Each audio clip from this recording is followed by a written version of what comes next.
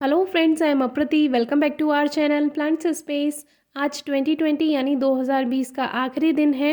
2020 ने हमें बहुत कुछ सिखाया है, बहुत कुछ अच्छा भी दिखाया है। जैसे कि जिन लोगों के पास अपने अपनों के लिए समय नहीं था या उनका सपना जो था वो पूरा नहीं कर पा रहे थे, जैसे कि किसी को पेंटिंग का शौक़ था, किसी को गार्डनिंग का शौक़ था, लेकिन टाइम की कमी होने के कारण वो उसको पूरा नहीं कर पाते थे, अपने अपनों के पास नहीं बैठ पाते थे। तो इस तरह से बहुत कुछ अच्छा भी हुआ। तो हमें हमेशा अच्छा सोचना चाहिए और बुरी बातों को भूल जाना चाहिए।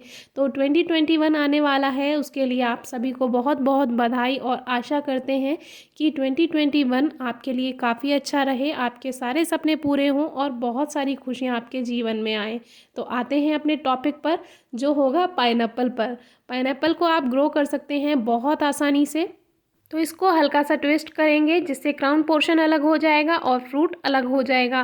पाइनएप्पल अपने आप में एक ऐसा फ्रूट है जो आपको प्लांट फ्री में गिफ्ट करता है, क्योंकि जो दूसरे फ्रूट्स होते हैं वो सीड्स देते हैं और सीड से फिर नया पौधा तैयार होता है, लेकिन पाइनएप्पल से एक बना बनाया पौधा आपको मिल जाता है। बस थोड़ी सी आपको मेहनत करनी होती है।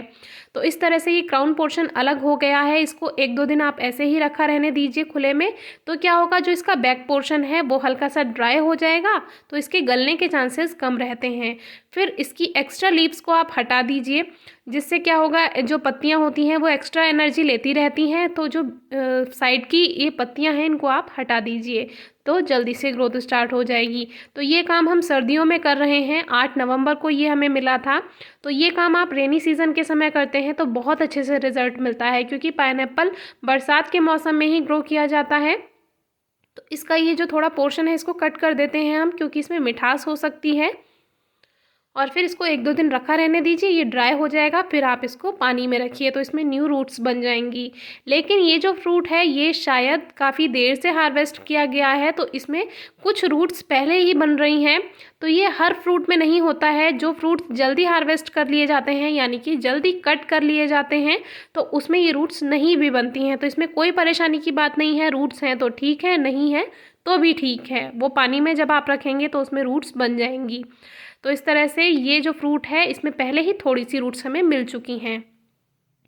तो अब आपको कोई भी बर्तन ले लेना है या कोई भी ग्लास ले लेना है या कोई भी बॉटल ले लेनी है, उसमें आपको पानी रखना है और पानी में इसको रख देना है इस तरह से। तो इसमें न्यू रूट्स अपने आप बननी शुरू हो जाएंगी और थोड़ा पानी से ये ऊपर ही रहे, यानी कि थोड़ी जगह ग्लास के और पानी के बीच में इसमें होनी चाहिए, जैसे कि हमने इस तरह से रखा हुआ है। तो 26 दिसंबर को आप देख सकते हैं कि इसमें काफ़ी अच्छी ग्रोथ हो चुकी है, न्यू रूट्स आ चुकी हैं। जैसे कि 8 नवंबर को हमने ये रखा था पानी में और आज 26 दिसंबर हो चुका है और इसमें काफ़ी रूट्स बन चुकी हैं। क्योंकि सर्दियां हैं इसीलिए ज़्यादा रूट्स नहीं आई हैं। अगर ये रेनी सीज़न होता तो अब तक इसमें बहुत सारी रूट्स बन चुकी होती, लेकिन कोई परेशानी की बात नहीं है। तो अब हम सोच रहे हैं, इसमें न्यू ग्रोथ भी स्टार्ट हो रही है, कुछ पत्तियां जो हैं फ्रेश हैं इसमें। तो हम सोच रहे हैं कि इसकी कुछ लीव्स हटा देते हैं, जिससे जो न्यू ग्रोथ हो उसमें थोड़ा एनर्जी वेस्ट ना हो। तो इस तरह से कुछ पत्तियां हम फिर से हटा देते हैं।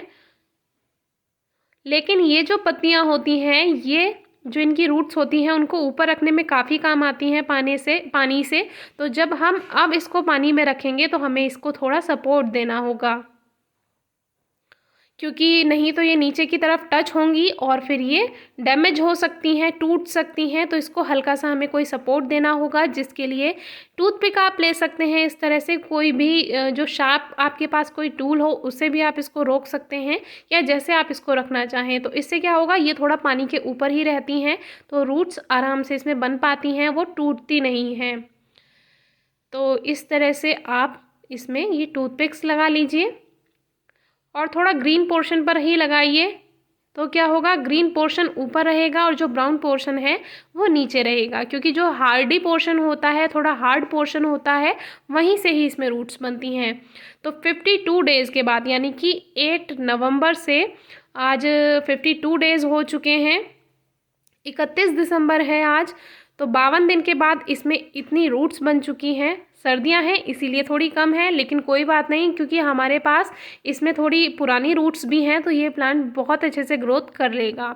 ये अगेव जैसा ही प्लांट है, बिल्कुल जैसा अगेव होता है। आप डिस्क्रिप्शन बॉक्स में वीडियो ज़रूर चेक कीजिए, एक वीडियो हमने पहले ही शेयर की हुई है अगेव प्लांट पर। तो उसमें भी बेबी प्लांट से जब हम पौधे तैयार करते हैं तो बहुत कम रूट्स होती हैं बेबी प्लांट्स में, लेकिन फिर भी वो ग्रोथ कर लेता है। तो जैसे कि इसमें पुरानी रूट्स भी हैं, न्यू रूट्स भी हैं, तो वैसे तो सर्दियां हैं लेकिन फिर भी ये चल जाएगा। तो ये ज़रूरी नहीं होता है आपको सीज़न देखना है कि कौन सा सीज़न है। जब भी घर में पाइनएप्पल आए यानी अनानास जब भी आपके घर में आए आप ये ज़रूर ट्राई कीजिए। तो ये एक पॉट रखा हुआ था जिसमें हमने सीड्स ग्रो किए थे, विंटर सीड्स। तो इसमें 70% कावडंग लिया था हमने और 30% सैंड यानी रेत ली थी। तो जो फर्टिलाइज़र होता है वो भी धीरे धीरे मिट्टी ही बन जाता है। तो एक तरह से ये रेतीली मिट्टी बन चुकी है और इसमें अब हम थोड़ा सा ही गोबर की खाद ऐड करेंगे। जैसे कि अगर आप परसेंटेज में ले रहे हैं तो 80% सैंडी सॉइल ले लीजिए, क्योंकि वेल ड्रेन सॉइल होनी चाहिए इसके लिए, और 20% कोई भी गोबर की खाद, कंपोस्ट, वर्मी कंपोस्ट आप ले सकते हैं। ज़्यादा फर्टिलाइज़र ऐड नहीं कर रहे हैं क्योंकि अभी प्लांट ग्रोथ स्टार्ट करेगा। फिर बाद में ऊपर से गुड़ाई करके हम फर्टिलाइज़र ऐड कर देंगे। तो वही पॉट लिया है 5 इंचेस का और इसमें ही हम इसको रखने वाले हैं। तो पॉटिंग मिक्स सेम ही था और फिर उसमें थोड़ा सा फर्टिलाइज़र ऐड कर दिया 20%, ज़रा सा गोबर की खाद। और ये जो ग्रीन पोर्शन है इसको थोड़ा सा आप ऊपर ही रखिए, जो ब्राउन पोर्शन है वो ही मिट्टी में जाएगा, क्योंकि अगर आप ग्रीन पोर्शन अंदर रखेंगे तो थोड़ा गलने के चांसेस रहते हैं। वैसे तो जो इसका अपर पोर्शन होता है जब वो थोड़ा हार्ड होता जाता है वो अपने आप वहीं से रूट्स बनाता जाता है, जो कि वीडियो के लास्ट में हम आपको दिखाएंगे। तो इस तरह से इसको जो ब्राउन पोर्शन है उसको ही हम सॉइल से कवर करेंगे जहाँ पे रूट्स हैं। ये ग्रीन पोर्शन तो हमने जो पत्तियाँ हटाई हैं उनसे आ गया है, अगर हम वो लीव्स ना हटाते तो भी ऐसे ही लगता ये पौधा। तो हल्का सा प्रेस कर दीजिए। इसको आपको लगभग 3-4 दिन धूप में नहीं रखना है, फिर आप इसको डायरेक्ट सनलाइट में रख सकते हैं। तो वही पानी जिसमें ये रखा हुआ था वही हम इसमें वाटरिंग कर देते हैं, हल्की सी ही वाटरिंग कीजिए। और अब काफ़ी दिन तक हम इसमें पानी नहीं देंगे। अगर आप ओवर वाटरिंग इसमें कर देते हैं तो प्लांट के गलने का खतरा रहता है। पानी का बहुत ज़्यादा ध्यान रखना है। सनलाइट जब ये ग्रोथ स्टार्ट कर दे तो 3 से 4 घंटे की ज़रूर दीजिए और गुड़ाई करके 30 दिन बाद, 40 दिन बाद आप इसमें गोबर की खाद या कंपोस्ट या वर्मी कंपोस्ट ज़रूर दीजिए अगर आपको पाइनएप्पल चाहिए तो पाइनएप्पल के लिए 2 से 3 साल लग जाते हैं। यहाँ से जैसे मान लीजिए पाइनएप्पल प्लांट है तो यहाँ से पाइनएप्पल बनता है। और ये तो अगेव प्लांट है, अगेव प्लांट पर एक वीडियो शेयर कर चुके हैं, डिस्क्रिप्शन बॉक्स में आप ज़रूर चेक कीजिए। तो पाइनएप्पल प्लांट पर पाइनएप्पल चाहिए तो आपको 30 से 45 दिन में उसमें गुड़ाई करके फर्टिलाइज़र ऐड करना होता है। और अगर आपको एज अ ऑर्नामेंटल प्लांट ही ग्रो करना है जैसे अगेव होता है तो इसमें कोई खास ज़्यादा फर्टिलाइज़र की ज़रूरत नहीं होती है। तो आप इसको जब आपका मन करे तब आप फर्टिलाइज़र दे सकते हैं। तो अगेव प्लांट का ये तना है, स्टेम है, इसमें देखिए इस तरह से ये रूट्स बनती जाती हैं। पाइनएप्पल में भी ऐसा होता है। तो टाइम टू टाइम पाइनएप्पल की जो रूट्स होती हैं उनको कवर करना होता है, तो वो हम कभी आपको आगे ज़रूर बताएंगे। आज हमें ग्रो करना बताना था।